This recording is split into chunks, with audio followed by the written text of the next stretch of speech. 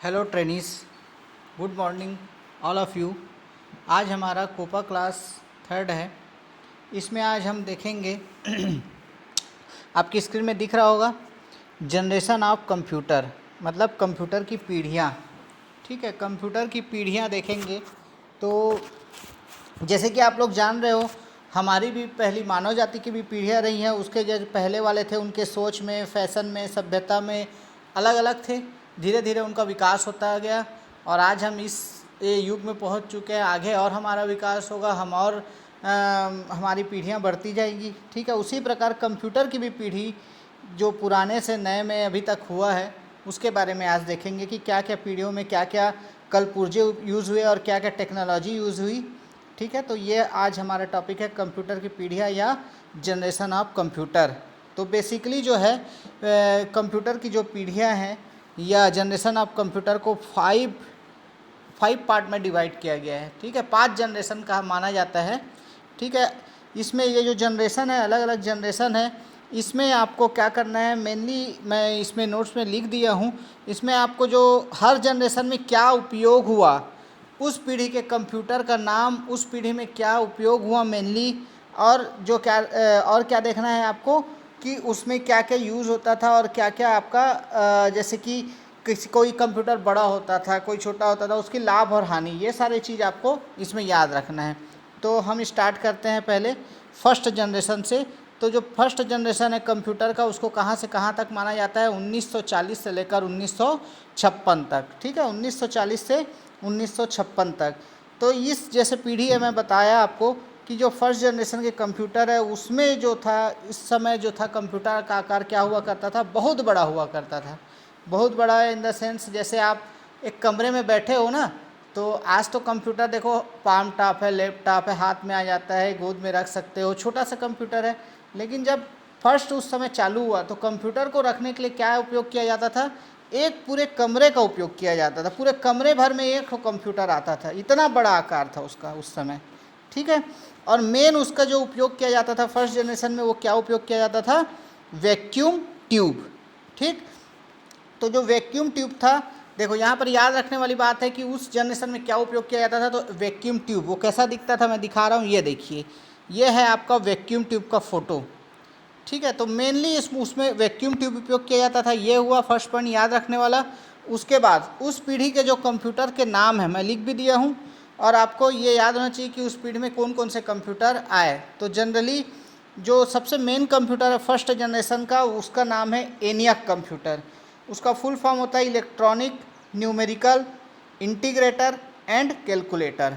ठीक है, तो यह जो है पहला इलेक्ट्रॉनिक कंप्यूटर था। अगर आपको क्वेश्चन भी पूछता है कि पहले इलेक्ट्रॉनिक कंप्यूटर डैश था, तो उसमें आएगा आपका एनियक। तो ये याद रखने योग्य बात है कि एनियक जो है फर्स्ट इलेक्ट्रॉनिक कंप्यूटर था फर्स्ट जनरेशन का। ठीक है, उसके अलावा और भी इस जनरेशन में कंप्यूटर आए, जैसे कि एडसेक हो गया। एडसेक मतलब electronic delay storage automatic computer, या फिर एडवेक हो गया। एडवेक का है electronic discrete variable automatic computer, या फिर आपका लियो हो गया। यूनिवैक फर्स्ट, यूनिवैक का फुल फॉर्म है यूनिवर्सल अकाउंटिंग कंप्यूटर। ठीक है, या फिर IBM, जो IBM मैं पिछले क्लास में बताया था IBM के बारे में, IBM 701 और IBM 650 जो है इसी जनरेशन में आया। तो ये फर्स्ट जनरेशन के कंप्यूटर के नाम थे। और फर्स्ट जनरेशन में उपयोग क्या हुआ, वैक्यूम ट्यूब। ये दो चीज़ आपको एकदम बहुत अच्छे से याद होना चाहिए कि अचानक कोई पूछता है फर्स्ट जनरेशन में तो सन बताना है सबसे पहले आपको 1940 से 1956। उसके बाद उस जनरेशन में क्या उपयोग हुआ, तो वैक्यूम ट्यूब उपयोग हुआ। उस जनरेशन के कंप्यूटर का नाम, तो पहला इलेक्ट्रॉनिक कंप्यूटर क्या था, एनियक था। ये आपको याद रखना है, और बाकी जो नाम है वो भी जितना हो सके आपको याद रखना है। तो और उस जनरेशन में क्या जनरली होता था, बहुत बड़ा आकार में कंप्यूटर होता था और बहुत ज़्यादा गर्मी पैदा करते थे। इसलिए उस समय के जनरेशन में हमको क्या करना पड़ता था, एयर कंडीशन या AC जो है, कंप्यूटर अगर आपको रखना है तो AC आवश्यक है। तो AC का भी खर्चा अलग, कंप्यूटर का भी इतना बड़े रूम में आ रहा है तो खर्च तो बहुत बढ़ेगा ही। और गति में भी बहुत धीमे थे, बहुत धीरे धीरे चलते थे, थोड़ा मोड़ा जो है वो काम करते थे। उतना आज के अगर कंपेयर करोगे तो बहुत धीमे थे उनकी गति, और उसका क्या था, तुलनात्मक दृष्टि से इनका मूल्य भी अधिक था। और उसमें कोई ऑपरेटिंग सिस्टम भी नहीं था जो आज के उसमें पाया जाता है। जैसे ऑपरेटिंग सिस्टम अभी क्या चल रहा है, विंडो 8 विंडो 10 आप लोग देख रहे हो ना, उस समय कोई ऑपरेटिंग सिस्टम भी नहीं था फर्स्ट जनरेशन में। तो उपयोग क्या होता था, वैक्यूम ट्यूब, ठीक है, जो मैं याद रखने योग्य क्या बताया, वैक्यूम ट्यूब उपयोग होता था और कंप्यूटर के नाम और सन। अब हम आते हैं सेकेंड जनरेशन में, ठीक है। तो सेकेंड जनरेशन जस्ट उसके बाद चालू हुआ, जैसे 1956 से 1963 तक का जो समय है वो आपका कहलाता है सेकेंड जनरेशन या द्वितीय पीढ़ी के कंप्यूटर। तो इस पीढ़ी में क्या उपयोग हुआ, इस पीढ़ी में मुख्यतः ट्रांजिस्टर उपयोग हुआ। ये देखिए ट्रांजिस्टर, ठीक है। तो इस पीढ़ी में अब हमारा क्या उपयोग हो रहा है, ट्रांजिस्टर। ऐसा दिखता था ट्रांजिस्टर, ठीक है। तो वैक्यूम ट्यूब जो था अब उसको हटा के हम क्या उपयोग करने लगे, ट्रांजिस्टर उपयोग करने लगे, ठीक है। तो ये ट्रांजिस्टर को उपयोग करने का लाभ क्या हुआ, देखो ये वैक्यूम ट्यूब की तुलना में देखिए छोटा है, वैक्यूम ट्यूब बहुत बड़ा है और ये ट्रांजिस्टर देखो उससे छोटा है।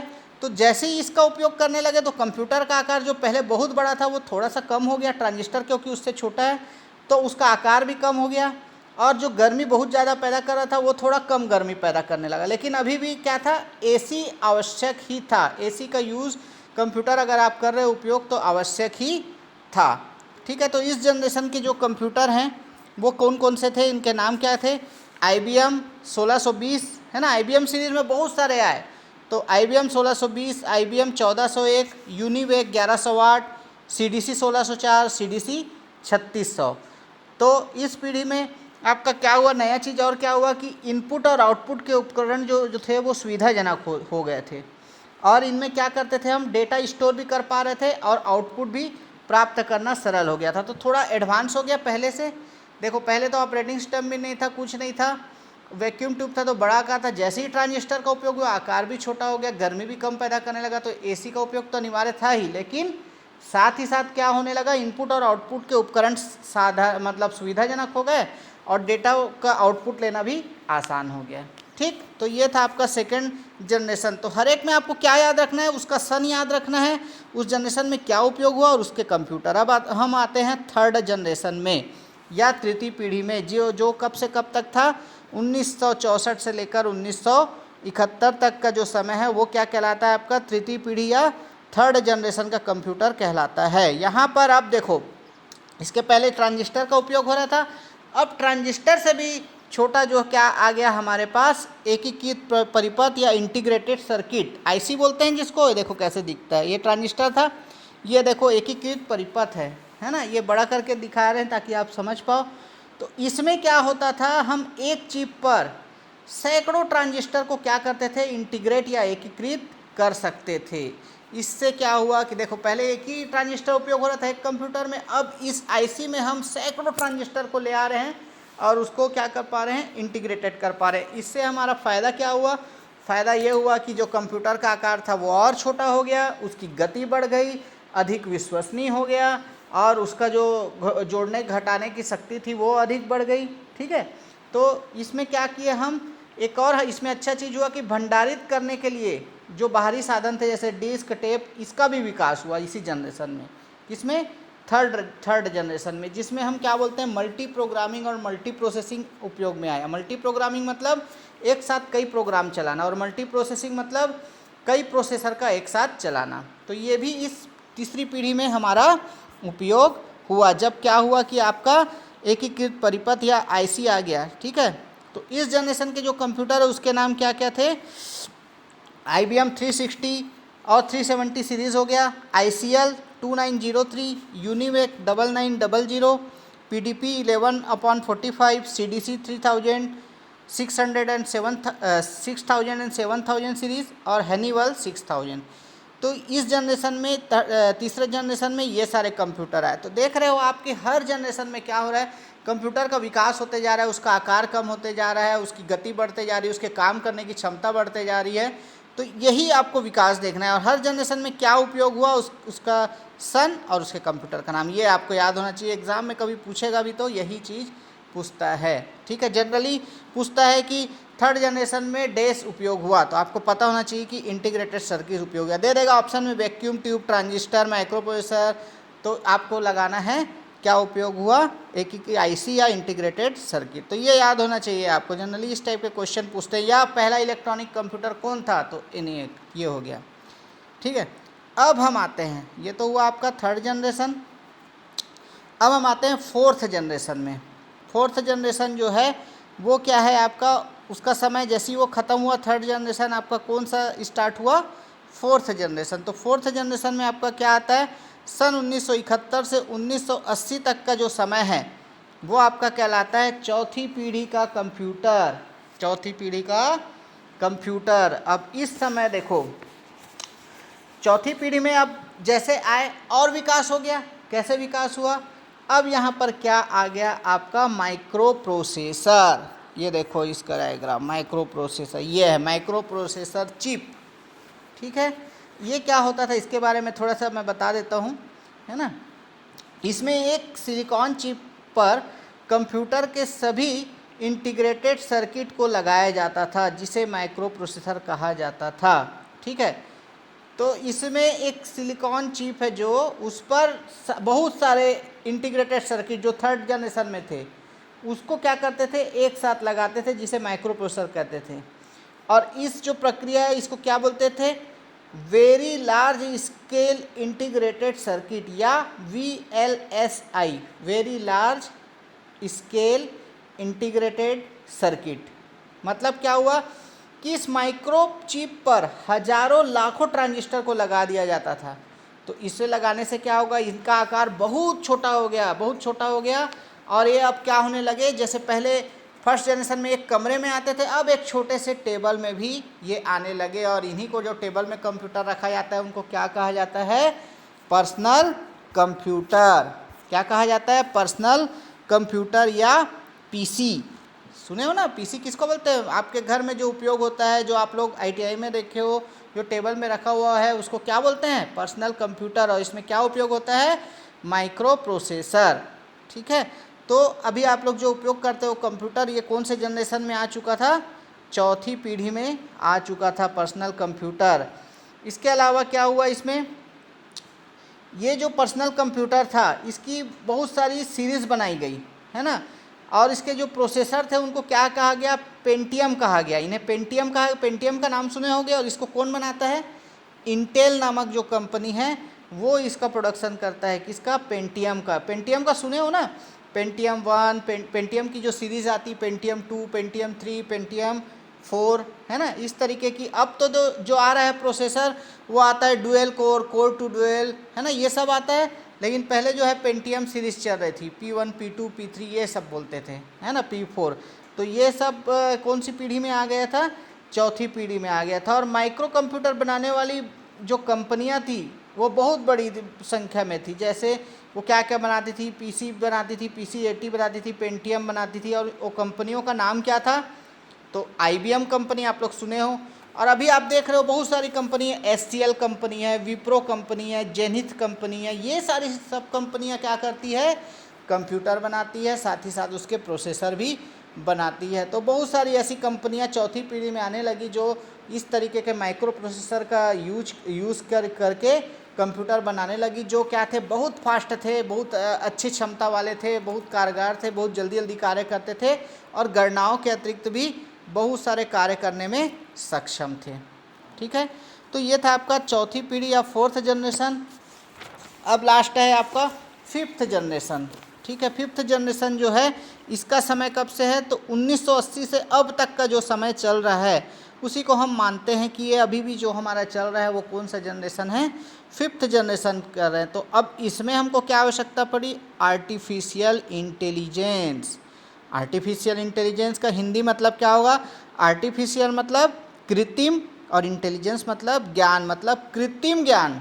मतलब कि एक होता है प्राकृतिक ज्ञान, मतलब कि अपने से जो ज्ञान आता है, और कृत्रिम ज्ञान मतलब बनावटी ज्ञान। मतलब कि जैसे रोबोट को हम सिखाते हैं, रोबोट वगैरह तो देखे होंगे आप, जो क्या करता है, जैसे हम उसको इंस्ट्रक्शन देते हैं वो सारा काम कर देता है। तो उसके अंदर जो भरते हैं अपन, वो क्या रहता है, कृत्रिम ज्ञान या आर्टिफिशियल इंटेलिजेंस रहता है। ठीक है, उसी प्रकार जो इस जनरेशन में जो उपयोग हो रहा है, अभी भी सुपर कंप्यूटर कई बने हैं, जान रहे हो सुपर कंप्यूटर, जैसे कि आपने तो सुना ही होगा सुपर कंप्यूटर। अच्छा, कई बार आता है इंडिया में बने सुपर कंप्यूटर, तो पता ही है आपको, परम वगैरह जो है वो इंडिया, परम और अनुराग नाम का जो स्वदेशी सुपर कंप्यूटर है ना, मतलब इंडिया में बना है और बहुत ही अच्छा कार्य करता है। ये क्या बोलते हैं, सुपर कंप्यूटर जो है बहुत ज़्यादा इसकी क्षमता होती है, बहुत तेज़ी से कार्य करता है। ठीक है, तो ये 5वें जनरेशन में अभी चल रहा है। कई तरीके के और हमारी टेक्नोलॉजी को डेवलप करने के लिए कार्य चल ही रहे हैं। तो ये जो आएगा आपका कौन से जनरेशन में आएगा, 5th जनरेशन में, जिसको बोलते हैं, जैसे कि आप 5th जनरेशन में और एक एग्जांपल मैं आपको बताता हूँ। जैसे कि इस पीढ़ी के कंप्यूटर में वॉइस रिकॉग्निशन सॉफ्टवेयर की उपलब्धता अनिवार्य है, मतलब कि हमारी जो वॉइस है उसको रिकॉग्नाइज करें वैसा सॉफ्टवेयर है। तो जैसे कि गूगल में भी आप लोग मोबाइल चलाते होगे तो देखे होगे कि आप जो बोलते हैं वो टाइप हो जाता है, उसको खोज के बता देता है। तो ये क्या है, हमारी वॉइस को पहचानता है, वॉइस रिकॉग्निशन। तो ये सब किस में आया, 5th जनरेशन में, जो अभी हमारा आर्टिफिशियल इंटेलिजेंस वाले चल रहा है पीढ़ी, उसमें आपका क्या आया, ये 5th जनरेशन के जो कंप्यूटर हैं वो आए। ठीक है, तो ये तो थे कंप्यूटर की पीढ़ियाँ। ये आज के क्लास में हम यही पढ़े। तो इसमें आपको मैं एक बार और समरी टाइप का रिवाइज कर दे रहा हूँ कि क्या क्या याद रखना है। तो कंप्यूटर की पीढ़ियाँ जो है 5 पीढ़ियों में डिवाइड किया गया है। हर एक जनरेशन को आपका सन याद रखना है, उस जनरेशन में क्या हुआ। जैसे फर्स्ट जनरेशन 1940 से 56 तक था, उसमें उपयोग क्या हुआ, वैक्यूम ट्यूब, और उसके कंप्यूटर का नाम तो एनियाक, एटसेक, ये सब। सेकेंड जनरेशन कब था, तो 56 से 63 तक, उसमें क्या उपयोग हुआ, तो ट्रांजिस्टर, उसके कंप्यूटर का नाम। फिर थर्ड जनरेशन तो 64 से 71, उसके कंप्यूटर का नाम। फिर उसी प्रकार फोर्थ जनरेशन 71 से 80, उसमें क्या क्या कंप्यूटर उपयोग हुआ, उसका नाम। उसी प्रकार 5th जनरेशन जो 80 से अब तक चला आ रहा है, जहाँ पर आर्टिफिशियल इंटेलिजेंस उपयोग हो रहा है, तो उसमें क्या क्या है, तो सुपर कंप्यूटर वगैरह जो आविष्कार हुआ, खोज हुआ, वो अभी 5वीं पीढ़ी या 5th जनरेशन में हुआ। ठीक है, तो ये सारे चीज़ आप देख लीजिएगा, बुक से भी देख लीजिएगा, और अगर क्या बोलते हैं, इसको 2-3 बार वीडियो को अच्छे से देख लीजिएगा।